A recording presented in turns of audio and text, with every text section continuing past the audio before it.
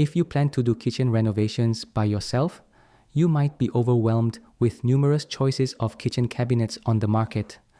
I did my own research and found out the two decent choices: Hampton Bay Avondale and IKEA SEKTION system. Finally, I bought the Hampton Bay from Home Depot, and here is my initial review after installing the cabinets. The primary advantage of the Avondale series is its cabinet box. This is the exact reason why I bought their cabinets. Unlike many competitors, Avondale cabinets feature plywood construction. I've used plywood for many renovations, and I'm very impressed with its superior strength, screw holding power, and resistance to moisture. I even left some plywood pieces outdoors on the ground for months, and they are still in a very good shape. Most kitchen cabinets on the market are using particle board or MDF because of their lower costs. The Avondale cabinet boxes are made from half-inch plywood, which can easily last a few decades.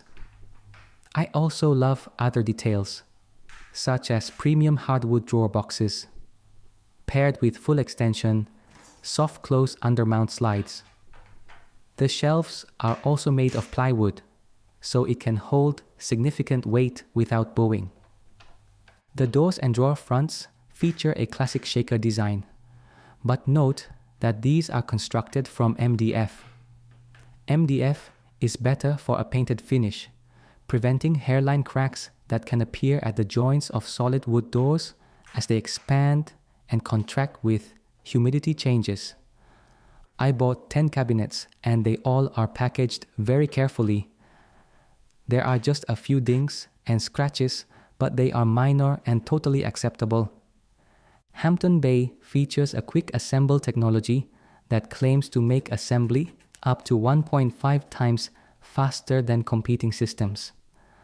I hate assembling furniture because sometimes the process could take hours and the pieces might not be properly aligned. The system uses pre-installed plastic posts and corner locks that click together, so it is a much more pleasurable experience putting all the parts together.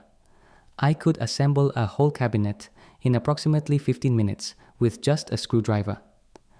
The installation process is traditional, as you need to find the high point of the floor, establish a level line, locate wall studs, and then lift, level, and shim each individual base cabinet into place before securing it to the wall and adjacent cabinets.